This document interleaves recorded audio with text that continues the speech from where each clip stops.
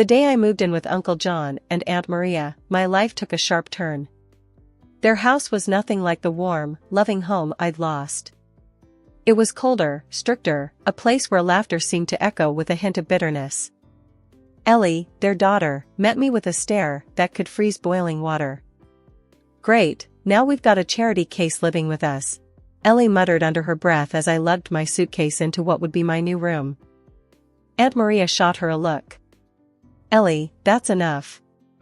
She's family, and we're doing the right thing." Uncle John, a man of few words, simply nodded. "You'll follow our rules here, Ruth. We expect you to contribute like everyone else."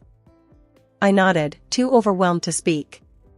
I was just 11, trying to find my footing in a world that had suddenly turned upside down after my parents died in a car accident. The first few days were a blur of new rules and chores. Ellie made sure to remind me of my place at every turn. "Why are you even here? You're not really one of us," she sneered one day as we washed dishes.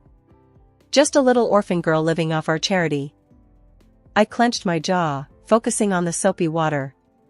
"I'm here because your parents took me in," I replied, trying to keep my voice steady. "Yeah, and don't you forget it. You owe us," Ellie snapped back, splashing water in my direction. The nights were the hardest. I'd lie in bed, listening to the silence of the house, missing my parents more than ever. Tears were my only solace, but I never let Ellie or her parents hear me cry. I made a silent vow to myself, I would endure, no matter what. Helping with the housework became my escape. Aunt Maria was particular about how things were done, and I learned quickly to avoid her criticism. "You call this clean?" she'd often scold, pointing at a spot I'd missed on the floor. "Sorry, Aunt Maria. I'll do it again," I'd say, grabbing the mop and going over the spot until she was satisfied. Uncle John was a stern man, his words sparing but sharp. "We're not running a hotel here, Ruth. Pull your weight," he'd remind me, even though I was already doing more chores than Ellie. Ellie, for her part, never missed a chance to make my life harder. She'd hide my sewing supplies, knowing how much I loved to sew, then feign innocence when I couldn't find them. "Looking for these?" she'd taunt, holding my scissors just out of reach. "Maybe if you're nice to me, I'll give them back." But I never retaliated. I kept to myself, burying my hurt and focusing on my sewing. It was my one joy, the thread that connected me to happier times with my parents. I started with doll clothes, moving on to alter whatever old clothes I could find. It wasn't much, but it was mine. Life with Uncle John and Aunt Maria was a mixed bag. They provided a roof over my head, sure, but it was Ellie who made sure I never forgot I was different. Amid the coldness and the chores, I found my escape in a corner of my room with a needle, thread, and old fabrics that whispered promises of transformation. One evening, as I was turning a faded curtain into a skirt, Ellie barged into my room without knocking. "What are you doing with that old rag?" she sneered, her eyes scanning my makeshift sewing station. "Just making something new," I replied, keeping my focus on the fabric under my hands. I wasn't about to let her see how much her words stung. Ellie laughed, a harsh sound that filled the small space. "You think you're some kind of designer? Please. You'll always be wearing hand-me-downs and trash." I bit back a retort, choosing silence over fueling the fire. She shook her head, smirking, and left, leaving a trail of scorn in her wake. The next day at school, I wore the skirt. It wasn't perfect, but it was mine. I paired it with a simple top I'd altered, feeling a mix of pride and nervousness. That's when Kelly, a girl from my class, noticed. "Hey, Ruth, that's a cool skirt. Did you get that downtown?" she asked, eyeing the pattern with genuine interest. I hesitated, then decided on the truth. "No, I made it myself." "Seriously? That's awesome. You've got talent," Kelly said, her words a balm to the sting of Ellie's mockery. Encouraged by Kelly's reaction, I started spending every spare moment sewing. My room became a sanctuary filled with fabric scraps and dreams stitched into reality.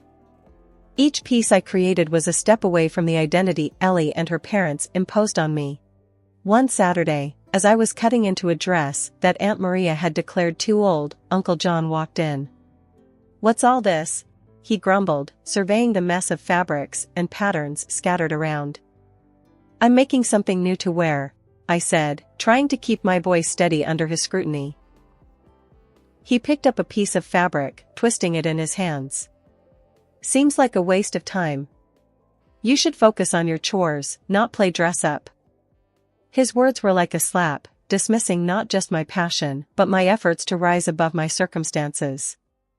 "It's not a waste," I muttered, but he was already walking away, uninterested in my defense. Despite their disdain, I couldn't stop. Sewing became more than a hobby, it was my rebellion, my claim to an identity they couldn't touch. Each stitch was a word in the narrative I was writing for myself, one where I wasn't just the orphaned niece, but Ruth, the girl who could create beauty from neglect. Things took a sharp turn after I hit 18.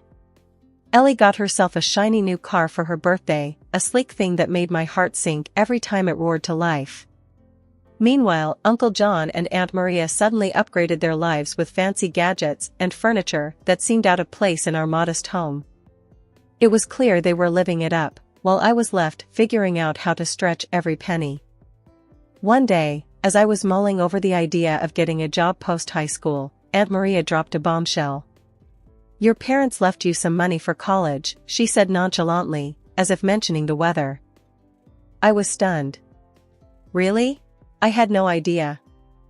"Yeah, but there's a catch," Uncle John chimed in, his tone sharp. "You're staying local for college. It's safer, and we can keep an eye on you." My dream of leaving for a big city to study fashion design crumbled. But "No buts," Aunt Maria cut me off. "We've decided. You can thank us later." I swallowed my protests. Arguing was pointless. So, I enrolled in the local college, my dreams of fashion design barely hanging by a thread. Needing to support myself and save for the future, I landed a job as an assistant secretary at a law office nearby. It wasn't glamorous, but it paid the bills. "Look at you, all grown up and working," Ellie sneered one evening as I was sketching designs. "Still playing dress-up, I see." "Better than playing spoiled brat," I retorted without looking up. My patience with her was wearing thin. She huffed, clearly annoyed, and stormed out. I couldn't help but smile a little. For once, I had the last word. Despite the setbacks, I didn't give up on fashion. Every evening, after work and classes, I'd dive into my world of sketches and fabrics, transforming Ellie's discarded clothes into pieces that felt like me. It was my rebellion, my way of holding on to the dream, even if it was stitched together from the leftovers of someone else's life. Working late again, Ruth, my coworker, Mike, asked one evening as he passed by my desk. "Yeah, got a project I'm passionate about," I replied, packing up my sketches discreetly. "Must be nice, having something you love doing," he said, a hint of envy in his voice. "It is," I admitted, feeling a surge of pride. "It's not much, but it's mine." Walking home that night, I felt a mix of emotions. Frustration, for sure, at the way my life was hemmed in by my guardian's decisions. But also determination. I might have been forced to stay local, but I wasn't going to let that define me or my future. The more time passed, the more I started to feel like I was living in a house of cards, about to crumble at any moment. Uncle John and Aunt Maria, who once lived as modestly as monks, were suddenly splurging like lottery winners. First, it was Aunt Maria flaunting a fur coat so pricey, it could have fed us for months. Then, Uncle John brought home a TV so big, you'd think we were running a cinema out of our living room. And Ellie, who never lifted a finger for work or study, was now flashing gadgets I'd only seen in glossy magazine ads. It didn't add up. I wasn't a genius at math, but even I knew our household budget couldn't magically stretch to cover luxury splurges. They were being dodgy about where all this cash was coming from, and it set my nerves on edge. One evening at dinner, With the new TV blaring some reality show in the background, I decided to poke the bear. "So, where's all this new stuff coming from?" "Last I checked, we weren't hitting the jackpot every week," I said, trying to keep my voice light, but my words came out sharper than I intended. Aunt Maria shot me a look, her eyes narrowing. "That's none of your business, young lady," she snapped, her tone icy. Uncle John, caught off guard, almost choked on his food. Coughing, he managed to say, "Well, I got a promotion at work." "Yeah, that's it. A big one." "Promotion, huh?" I pressed, not buying it for a second.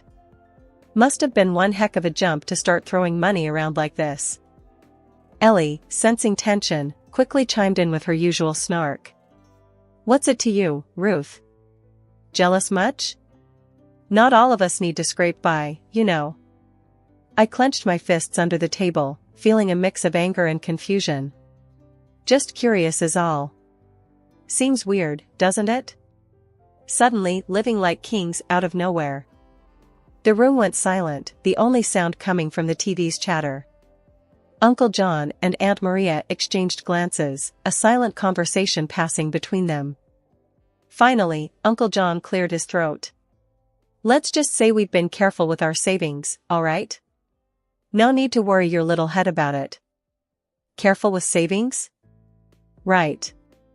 I knew something was off. The dots weren't connecting, and their answers were as flimsy as a house of cards in a windstorm. That night, as I lay in bed, the pieces of the puzzle nagged at me.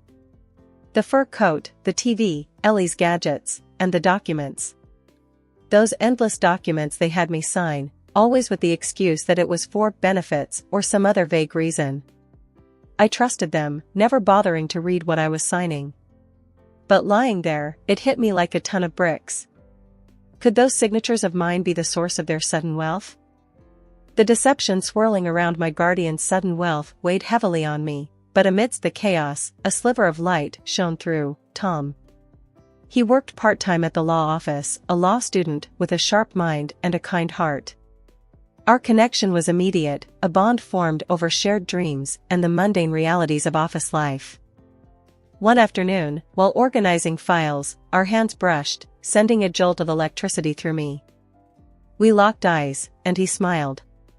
"Ruth, you ever think about escaping this place?" he asked, his voice low. "All the time," I admitted, feeling a flush of warmth. "But it feels like I'm stuck in quicksand." He nodded, understanding. "Well, if you ever need a partner in crime, you know where to find me." It was a joke, but it sparked something between us, a flicker of rebellion against the constraints of our lives. Our secret rendezvous became the highlight of my days, stolen moments filled with laughter and dreams. But as our connection deepened, Aunt Maria grew suspicious. One evening, she cornered me in the kitchen. "I've seen you sneaking around with that boy from the office." "Don't think I haven't noticed," she hissed, her eyes boring into mine. I tried to keep my composure. "Tom's just a friend, Aunt Maria. Nothing to worry about." "A friend, huh? Don't play me for a fool, Ruth. You're not to see him again." "It's for your own good," she snapped, her tone leaving no room for argument. I was stunned. "You can't control who I see or what I feel. Tom's a good person." Aunt Maria's face hardened. "I won't have you ruining your future for some boy. You'll thank me one day." I bit my tongue, anger and frustration boiling inside. It was clear she wouldn't listen. From that moment, Tom and I knew we had to meet in secret, our love a forbidden flame that refused to be extinguished. "Looks like we're modern-day Romeo and Juliet," Tom joked one night as we huddled in the shadows of a park, far from prying eyes. "I guess that makes Aunt Maria the villain in our story," I replied, trying to smile, despite the bitterness in my heart. "We'll find a way out of this, Ruth. Together," Tom said, taking my hand.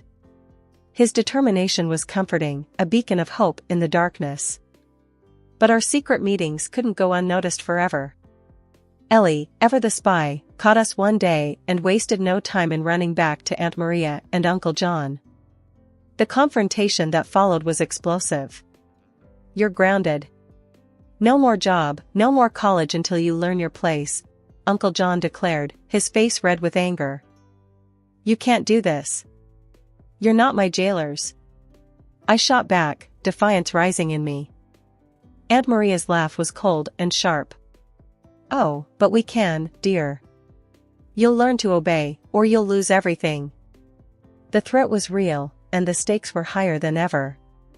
In the dead of night, Tom and I made plans to fight back, to reclaim my inheritance and our freedom. "It's us against the world, Ruth.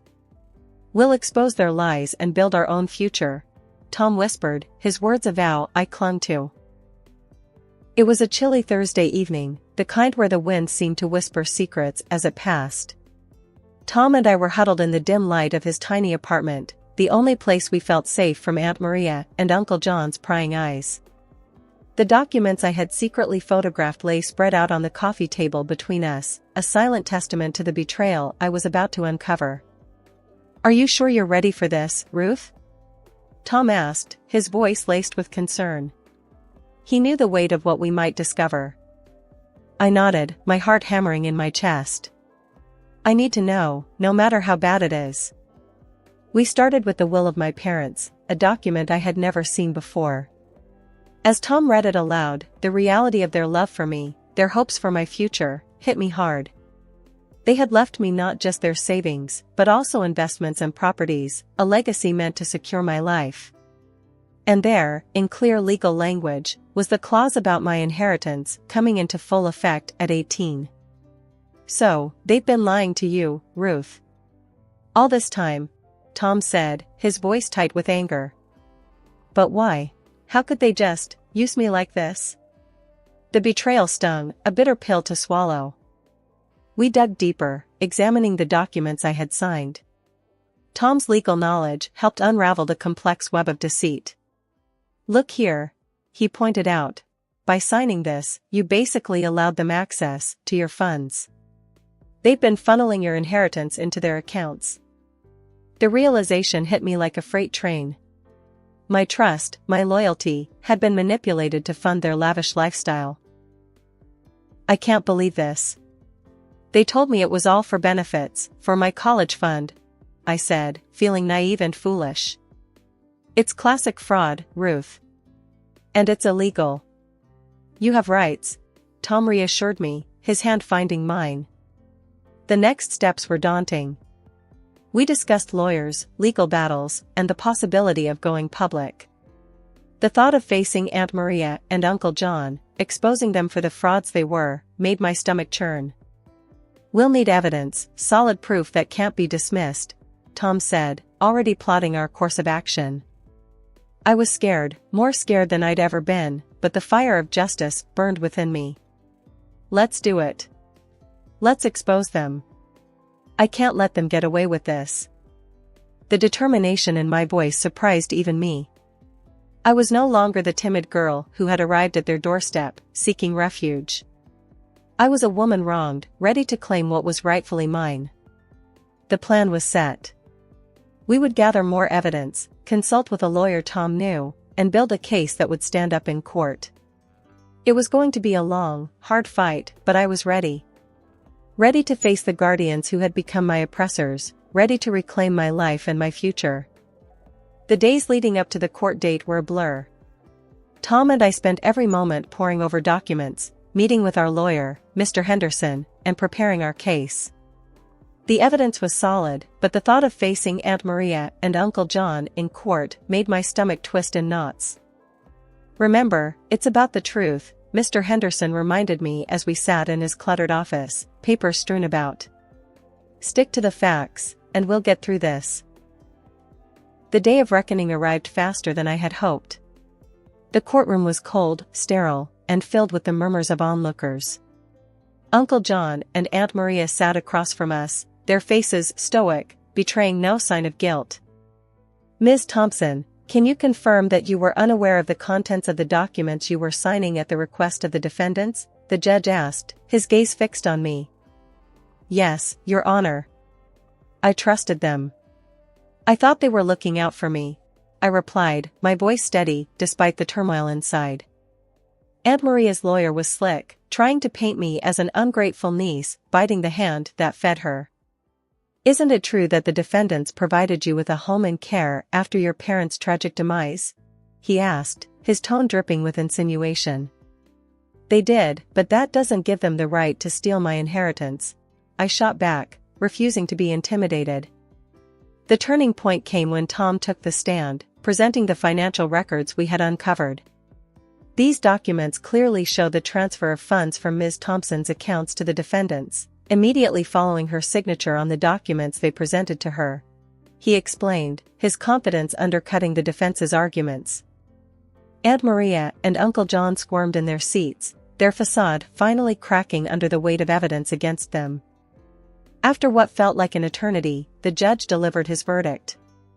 The evidence presented clearly demonstrates a breach of trust and fraudulent activity by the defendants. I hereby order the immediate restitution of all misappropriated funds to Ms. Thompson, along with appropriate penalties for the defendants. The courtroom erupted in murmurs, but all I could hear was the pounding of my heart. Justice had been served. Outside, the sun seemed brighter, the air fresher. You did it, Ruth. You stood up for yourself, Tom said, wrapping me in a hug. I couldn't have done it without you, I whispered, feeling a weight lift off my shoulders. With my inheritance rightfully returned, I set my sights on the future. With my inheritance rightfully returned, I set my sights on the future.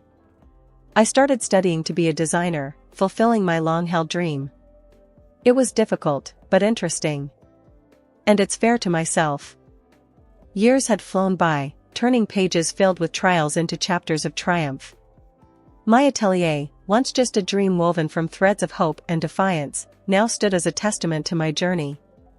I had built a name for myself in the city, not just as a fashion designer, but as a symbol of resilience. One afternoon, as the autumn sun cast long shadows across my studio, Ellie barged in, her presence as unwelcome as a storm cloud. Time hadn't been kind to her, the arrogance still hung around her like a tattered cloak, but desperation had etched lines into her face. Ruth, you gotta help me.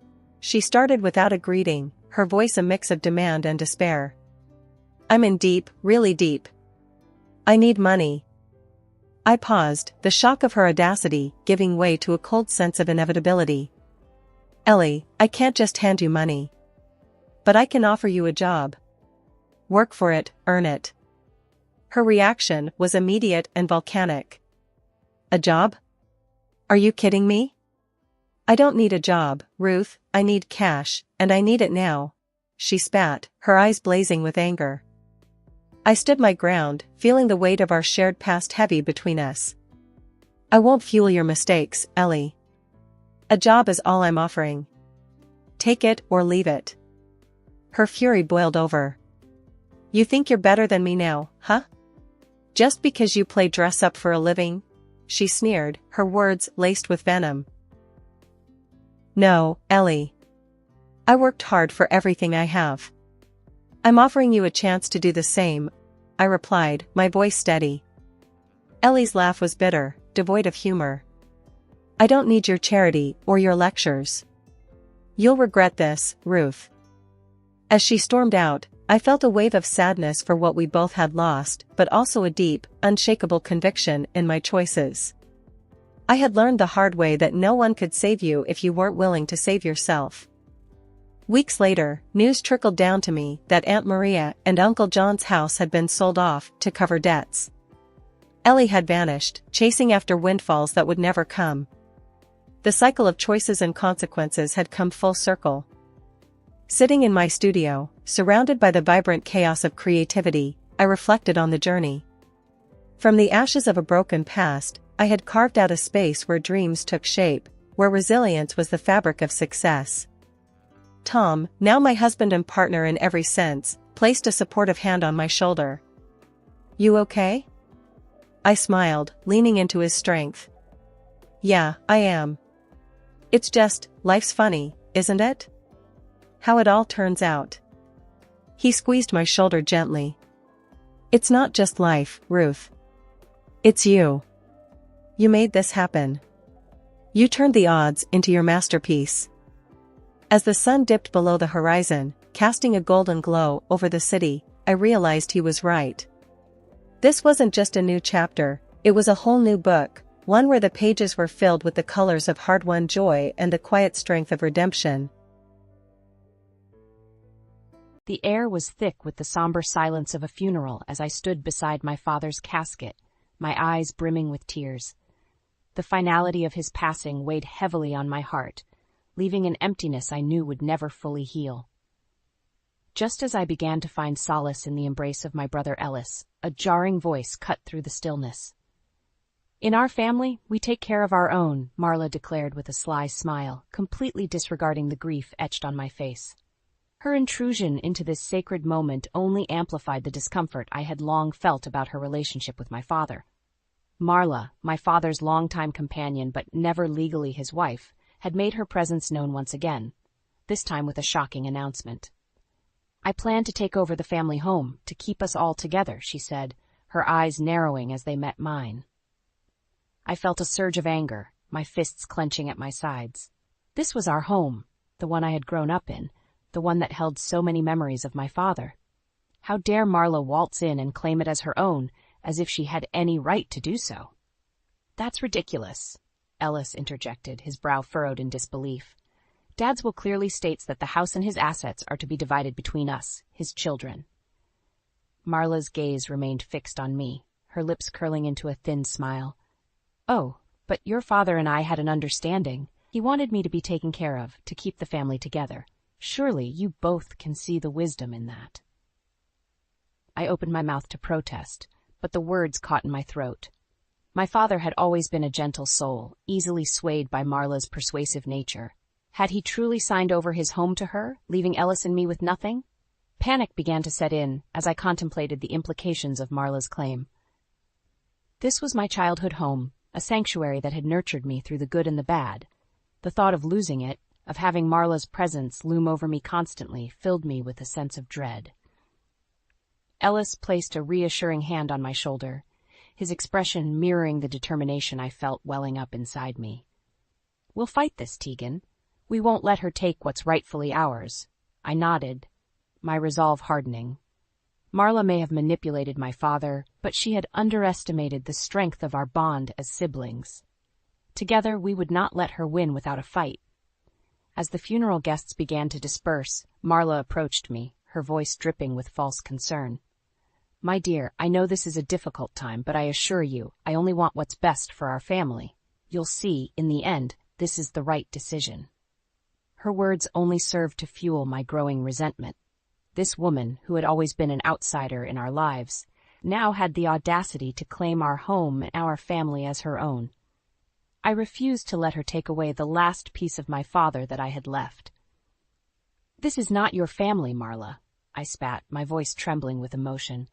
"You may have had my father's ear, but you will never have his children's loyalty. We won't let you take what's ours without a fight." Marla's eyes narrowed, and for a fleeting moment I saw a glimmer of something darker beneath her facade. But as quickly as it had appeared, it vanished, replaced by a thin, patronizing smile. "We'll see about that, my dear," she said, turning on her heel and striding away, leaving me and Ellis to confront the looming battle that lay ahead. As I sat at the kitchen table, staring at the legal documents Marla had presented, a sinking feeling weighed heavily in the pit of my stomach. The words on the pages blurred together as tears threatened to spill from my eyes. My father's signature, scrawled in a shaky hand, seemed to mock me, a silent testament to Marla's manipulation. Ellis, his face etched with a mixture of disbelief and anger, slammed his fist on the table, causing me to jump. "I can't believe he signed this over to her. This is our home, our inheritance." I reached across the table, squeezing his hand in a silent plea for calm. "We have to find a way to challenge this, Ellis. Marla can't just waltz in and claim everything after Dad's death." My brother's jaw tightened, his eyes narrowing. "Oh, she thinks she can, Tegan. But I'll be damned if I let her get away with it." I nodded, determination stealing my resolve. Marla had been a constant presence in our lives, slowly worming her way into my father's affections. But I had always sensed something off about her. Now, with these documents in front of us, her true colors were starting to show. We need to dig deeper, find out what else she's been hiding. I paused, chewing on my bottom lip as a thought occurred to me. Maybe we should reach out to Finn. He's a lawyer, and he still has connections in the community. Ellis raised a brow, a faint smile tugging at the corners of his mouth. Finn? Huh? Didn't you two have a falling out a couple of years ago? I felt the heat rise to my cheeks, the memories of my broken relationship with Finn still as fresh as the day it ended. That was a long time ago, Ellis. I'm sure he'd be willing to help for old time's sake. My brother's expression softened, and he gave my hand a gentle squeeze. Okay, let's give him a call. If anyone can help us take down Marla's ridiculous claims, it's Finn. As I dialed Finn's number, my heart raced. It had been years since we'd spoken, and the thought of facing him again filled me with a mixture of trepidation and longing. When his familiar voice answered, I took a deep breath and launched into an explanation of the situation, pleading for his assistance. To my relief, Finn's response was immediate. Of course, Tegan. I'll do whatever I can to help. Just tell me what you need. Over the next few days, Finn dove headfirst into unraveling the web of deceit Marla had woven. He uncovered a trail of past marriages, each one ending under mysterious circumstances.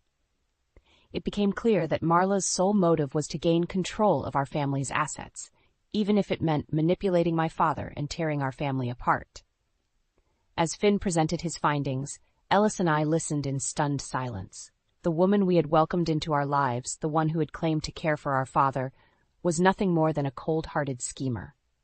Marla has a son, Jared, who's been estranged from her for years, Finn revealed, his brow furrowed in concentration. I think he might be able to provide some valuable insight into her past and her motivations. I exchanged a glance with Ellis, both of us realizing that the battle against Marla was only just beginning. With Finn's help, we would uncover the truth and reclaim what was rightfully ours, no matter the cost. As we left Finn's office, a newfound determination burned within me. Marla had underestimated the strength of our family's bond, and I vowed to do whatever it took to protect our legacy and our home. As Finn delved deeper into Marla's past, the web of deceit he uncovered only grew more tangled and disturbing. With Ellis by my side, we listened intently as the details unfolded, each revelation fueling our determination to take down this woman who had wormed her way into our lives. Marla has been married 3 times before, Finn said, his brow furrowed in concentration. Each marriage ended under mysterious circumstances, with substantial assets and inheritances passing into her possession. I felt a chill run down my spine. Marla had always seemed so charming and maternal, but the truth was far more sinister. So she's done this before, manipulating men for their money and then cutting them out of the picture? Finn nodded grimly. It appears so, and the patterns are strikingly similar to what she's trying to do with your father's estate. Ellis clenched his fist, his knuckles turning white. The bitch, he growled. I can't believe we let her get this far. We should have seen through her act sooner. I reached out and placed a hand on my brother's arm, hoping to calm his rising temper. We can't change the past, Ellis, but we can make sure she doesn't succeed this time. Finn leaned forward, his eyes burning with determination. That's where I come in. With the evidence I've gathered, we can challenge Marla's claims to the house and your father's assets. But we'll need to act quickly before she can solidify her hold on the situation. As we discussed the next steps, a familiar face suddenly appeared in the doorway. Jared, Marla's estranged son, stood there, his expression a mix of apprehension and anger. I heard about what's happening with my mother, he said, his voice low and gruff. I want to help stop her. Ellis and I exchanged a surprised glance. Marla had never mentioned having a son, let alone one that was estranged from her. Finn, however, seemed unsurprised by Jared's arrival. We were hoping you might show up, Finn said, motioning for Jared to join us. Your insight into your mother's past could be invaluable in our fight against her. Jared took a seat, his gaze fixed on the documents strewn across the table. She's done this before, you know, he said, his voice heavy with bitterness. Manipulating people, using them for her own gain. I should have known she'd try something like this with your father. As Jared shared his own harrowing experiences with Marla's deceit, the pieces of the puzzle began to fall into place. We learned of the countless lives she had destroyed, the families she had torn apart, all in her relentless pursuit of wealth and power. "She's ruthless," Jared said, his eyes darkening with a mixture of anger and shame. "I should have warned your father, but I was too afraid of what she might do." I reached out and squeezed his hand, hoping to convey a sense of understanding. "It's not your fault, Jared. Marla's the one to blame here. But now we have a chance to stop her, to make sure she doesn't hurt anyone else." Finn nodded, his expression grim. "With Jared's help and the evidence we've gathered, I think we have a strong case to challenge Marla's claims, but we need to move quickly before she can solidify her hold on your father's estate." As we left Finn's office, a newfound sense of purpose and determination filled me. Marla may have thought she had the upper hand, but she had underestimated the power of our united front. Together we would expose her true nature and ensure that she faced the consequences of her actions. As Finn continued to build our case against Marla, I knew we needed to move quickly if we had any chance of reclaiming my father's home and assets. With Jared's help, we had uncovered a wealth of information about Marla's past, but there was still so much more to uncover. "We need to keep the pressure on," Finn said, his brow furrowed in concentration. "Marla's not going to give up easily, and she's got deep pockets to fight this thing out in court." I nodded, my mind racing with the implications of our impending legal battle. What can we do to gain the upper hand? Finn paused for a moment, then leaned forward, a glint of determination in his eyes.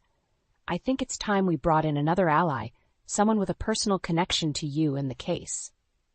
I felt a knot form in the pit of my stomach. "You don't mean—" "Tegan, I think we need to reach out to your ex-boyfriend, Finn," Finn said, his voice low and serious. I opened my mouth to protest, but Finn held up a hand, silencing me. "I know it's not an easy thing to do, but Finn has the legal expertise and community connections that could be invaluable in taking down Marla." Ellis, who had been silent throughout the conversation, finally spoke up. "Tegan, I know it's not ideal, but Finn's right. If anyone can help us beat Marla at her own game, it's him." I sighed, running a hand through my hair in frustration.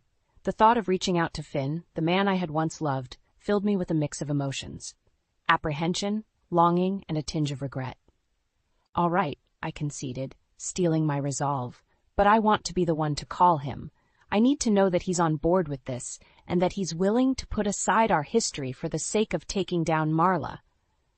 Finn nodded, a small smile tugging at the corner of his mouth. "I understand. Just let me know what he says." As I dialed Finn's number, my heart pounded in my chest. It had been years since we'd spoken, and I couldn't help but wonder how he would react to my call. When he answered, his voice instantly sent a familiar warmth through me. "Tegan? Is everything okay?" I took a deep breath, diving straight into the details of our situation. "Finn, I need your help. Marla is trying to take over my father's home and assets, and we need someone with your legal expertise to help us fight her." There was a brief pause, and I held my breath, bracing for his refusal, but to my surprise his response was immediate and unwavering. "Of course, Tegan. Whatever you need, I'm here to help." I felt a wave of relief wash over me, and a small smile tugged at the corners of my mouth. "Thank you, Finn. I really appreciate this." As we discussed the next steps, I couldn't help but feel a glimmer of hope. With Finn on our side, we stood a better chance of taking down Marla's nefarious plans. And perhaps, in the process, we might even find a way to heal the wounds of our past. As I hung up the phone, I caught Ellis's approving nod. "See? I told you he'd be willing to help." I couldn't help but chuckle, feeling a newfound sense of determination. Yeah, don't rub it in. Let's just focus on taking Marla down once and for all." With Finn's expertise and Jared's insider knowledge, I knew we were one step closer to exposing Marla's true nature and reclaiming what rightfully belonged to her. The battle may have just begun, but I was more ready than ever to face it head on. As Finn continued to build our case against Marla, it became clear that she was growing increasingly desperate to maintain her grip on my father's estate. The more evidence we uncovered, the more vicious her tactics became. "She's been spreading lies about you and Ellis in the community," Finn revealed, his expression one of disgust. "She's trying to turn everyone against you, to isolate you, and make her claims seem more legitimate." I felt a surge of anger, my hands clenching into fists. How dare she? This is our home, our family's legacy, and she's trying to take it all away. Ellis, his face flushed with rage, slammed his fist on the table. I won't let her get away with this. We've got to expose her for the conniving snake she is. Finn nodded, his brow furrowed in concentration. I agree, but we need to be strategic. Marla's got deep pockets and powerful connections in this community. If we make a wrong move, she could bury us in legal battles for years. I chewed on my bottom lip, my mind racing with the implications of Finn's words. Marla had already caused so much damage, not just to our family, but to countless others. The thought of her escaping justice filled me with a sense of dread. There has to be a way to bring her down, once and for all, I said, determination stealing my voice. We can't let her win, not after everything she's done. Finn's eyes narrowed, and a faint smile tugged at the corners of his mouth. I think I might have an idea, he said, leaning forward. But it's going to require all of us working together to pull it off. As Finn laid out his plan, I felt a spark of hope ignite within me. It was a bold move, one that would put Marla's deceit on full display for the entire community to see. Ellis and I exchanged a long, contemplative look, silently weighing the risks and rewards. I'm in, Ellis said, his voice laced with determination. If there's a chance we can take that conniving bitch down, I'm all for it. I nodded, my own resolve hardening. Let's do it. It's time Marla faced the consequences of her actions. Over the next few days, we put Finn's plan into motion, carefully coordinating with Jared to ensure everything fell into place. Marla, unaware of the impending storm, continued her campaign of misinformation, fueling the growing rift between us and the community. But as the community event we had chosen as the stage for our confrontation drew near, I could feel the tension mounting. Marla, sensing that her control was slipping, became increasingly erratic and aggressive, lashing out at us with vicious insults and threats. You think you can just waltz in and take what's mine? She hissed, her eyes burning with a fury I had never seen before. This house, this family, they belong to me, and I'll do whatever it takes to keep them. I stood firm, meeting her gaze without flinching. This is not your family, Marla. It never was, and we're going to prove it, once and for all. As the event began, the air was thick with anticipation. Finn, Ellis, and Jared were in position, ready to expose Marla's web of lies. And when the moment came, when Marla's facade finally crumbled under the weight of our evidence, the community erupted in a chorus of gasps and outraged cries. Marla, her eyes wild with desperation, tried to flee, but Finn and Ellis were there to block her path.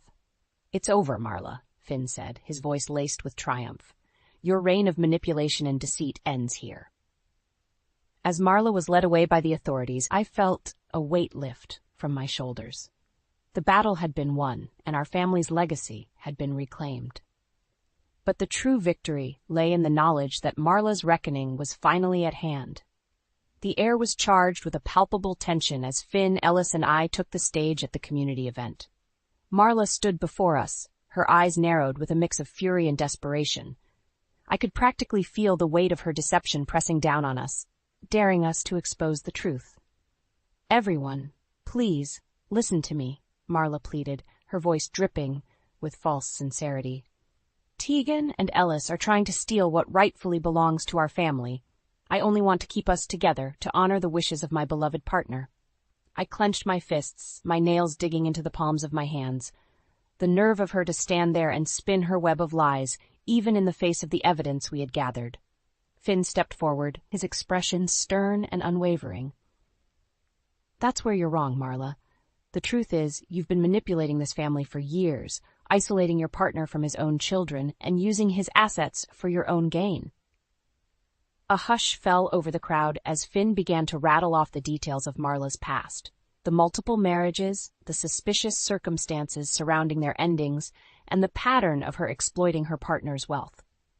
Marla's face contorted with a rage I had never seen before. You have no idea what you're talking about, she spat, her eyes darting frantically around the room. This is all lies, fabricated by these ungrateful children. Ellis stepped up, his voice steady and unyielding. The only liar here is you, Marla. We have the documents, the evidence, to prove that you've been manipulating our father and us for your own selfish gain. Jared, who had been silent up until this point, finally spoke up, his voice thick with emotion. She's done this before, you know. Destroyed families, ruined lives, all for the sake of her own greed and power. The crowd murmured in disbelief, their eyes shifting between Marla and the three of us. I could see the realization dawning on their faces, the scales finally tipping in our favor. Marla's composure began to crumble, her mask of false concern slipping away to reveal the true, twisted nature beneath. "You'll all regret this," she shrieked, her eyes wild with desperation. "I'll make sure you pay for this, every last one of you." Finn raised a hand, silencing the crowd. "That's not going to happen, Marla. We've filed the necessary legal actions to strip you of any claims to the family's assets and home. Your reign of manipulation and deceit ends here." As the authorities arrived to take Marla away, the air seemed to ripple with a palpable sense of relief and triumph. Ellis and I stood side by side, our shoulders squared, a small but victorious smile playing on our lips. The community members who had once been swayed by Marla's lies now looked upon us with newfound respect and admiration. They had seen the truth, the ugly reality of Marla's machinations, and they rallied behind us, offering their support and condolences. In that moment, I felt a weight lift from my shoulders. The battle was won, and our family's legacy had been reclaimed. Marla's downfall had been swift and decisive, a testament to the power of truth and the strength of our united front. As we left the event, Jared approached us, a tentative smile on his face. "Thank you," he said, his voice soft but sincere, "for exposing her, for giving me a chance to make things right. I'm sorry I couldn't do it sooner." I reached out and squeezed his hand, my own eyes brimming with unshed tears. "You're part of our family now, Jared. We're in this together." As we walked away, Ellis draped an arm around my shoulders, pulling me close. "It's over, Teague. We did it." I nodded, my heart swelling with a mix of relief and pride. The journey had been arduous, but in the end, we had emerged victorious, our family's legacy and our home secure. It was a bittersweet triumph, but one that filled me with a renewed sense of purpose and determination. As the dust settled after our public confrontation with Marla, the full weight of her downfall began to sink in. Watching her facade crumble, her desperate attempts to cling to power and control, was both satisfying and sobering. Finn wasted no time in initiating the necessary legal actions to strip Marla of any claims to our family's assets and home. The evidence we had gathered, bolstered by Jared's first-hand accounts, proved to be a devastating blow to Marla's case. "She's done," Finn declared, a triumphant glint in his eyes. "The judge has ordered the immediate transfer of the house and your father's estate back to you and Ellis." Ellis let out a breath I didn't realize he had been holding, his shoulders slumping with relief. "Finally, some good news. I was starting to think this whole thing would never end." I nodded, a small smile tugging at the corners of my mouth. "It's over, Ellis. We can finally start to rebuild, to move on with our lives." But as we celebrated our victory, a sense of unease began to creep in. Marla, once so confident and in control, had been reduced to a cornered animal, lashing out with desperation. "This isn't over," she hissed, her eyes burning with a twisted rage. "You think you've won, but I'll make sure you pay for this. All of you." Finn stepped forward, his expression unwavering. "Save it, Marla. Your threats hold no power anymore. You're going to jail for your past crimes, and you'll never be able to hurt this family again." Marla's lips curled into a snarl, and for a moment I saw a glimpse of the true darkness that had been lurking beneath her veneer all along. "You have no idea what I'm capable of," she spat. "I'll make sure you all suffer, just like I have." As the authorities led her away, I couldn't help but feel a chill run down my spine. Marla's words, laced with a chilling certainty, sent a wave of unease through me. Had we truly seen the last of her twisted machinations? In the days that followed, the community rallied around us, offering support and condolences. They had witnessed Marla's true nature firsthand, and many expressed shame and guilt for having believed her lies. "We should have seen through her act sooner," one of my colleagues said, her eyes downcast. "I'm so sorry, Tegan, for not trusting you." I reached out and squeezed her hand, offering a reassuring smile. "It's not your fault. Marla was a master of deception. She fooled all of us for a long time." As we began the process of reclaiming our family's home and rebuilding our lives, a sense of cautious optimism began to take root. Finn, Ellis, and I worked tirelessly to create a community arts program in our father's memory, channeling our energy into something positive and meaningful. But just as we were starting to find our footing, a sudden and shocking development sent shockwaves through our community. Marla, in a final, desperate act of vengeance, had been arrested for the fraudulent activities uncovered in her previous marriages. The news hit us like a punch to the gut, a stark reminder that Marla's reach had extended far beyond our little town. Ellis and I exchanged a worried glance, our triumphant smiles fading. "We should have known she wouldn't go down without a fight," Ellis murmured, his brow furrowed in concern. I nodded, my mind racing with the implications. "We can't let our guard down, not now. Marla's still out there, and she's proven she'll stop at nothing to get what she wants." As we grappled with this new development, I couldn't help but feel a sense of unease. Marla's downfall had been swift and decisive, but the scars she had left on our family would take time to heal. And with the knowledge of her past crimes now laid bare, I couldn't help but wonder what other surprises she might have in store for us. In the aftermath of Marla's downfall, Ellis and I found ourselves at a crossroads, both physically and emotionally. The family home we had fought so hard to reclaim now stood before us, a bittersweet reminder of the tumultuous journey we had just endured. As I stepped through the familiar threshold, memories of my childhood flooded my mind. Laughter-filled family dinners, cozy nights spent reading by the fireplace, and the warm embrace of my father's love. But now, those cherished moments felt tainted, overshadowed by the darkness that Marla had cast over our lives. Ellis reached out and squeezed my shoulder, his expression solemn. "I know it's not going to be easy, Teague, but we've got to start somewhere." I nodded, taking a deep breath to steady my nerves. "You're right, this is our home, our family's legacy. We can't let Marla's poison destroy that." Together, we began the daunting task of reclaiming our space, removing any trace of Marla's influence. It was as if we were erasing the very existence of the woman who had threatened to tear our family apart. As we worked, Finn joined us, a small but determined smile on his face. "I'm here to help, in any way I can," he said, his eyes meeting mine with a warmth that I hadn't felt in years. The three of us, united in our mission, set about restoring the home to its former glory. Slowly but surely, the familiar sights and sounds began to resurface, and with them, a sense of comfort and belonging that had been so cruelly ripped away. "It's going to take time," Finn said, his gaze sweeping across the room, "but we'll get there. This place will be a home again, I promise." I reached out, grasping Finn's hand in a silent gesture of gratitude. The walls that had once stood between us seemed to crumble, and in that moment I felt a glimmer of hope for the future. As the weeks turned into months, Ellis and I poured our hearts and souls into creating a community arts program in our father's memory. It was our way of honoring his legacy, of turning the darkness that Marla had brought into something beautiful and meaningful. Jared, the once estranged son of our former adversary, became an unexpected ally and a part of our extended family. His insights and personal experiences proved invaluable as we navigated the complex emotional terrain, and his commitment to the arts program was a testament to his own redemption.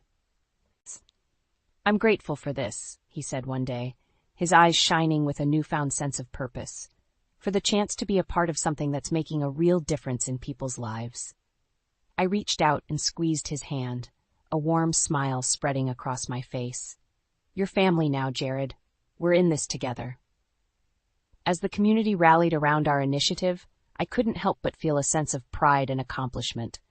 The scars left by Marla's deceit would take time to heal, but in the act of rebuilding, we were forging something stronger, something that couldn't be torn apart by the machinations of a single twisted individual. Finn, ever the steady presence in my life, became a constant source of support and guidance. The walls between us had crumbled, and in their place, a renewed sense of trust and affection blossomed. It was a gentle, yet powerful reminder that even in the face of adversity, love could still find a way to flourish.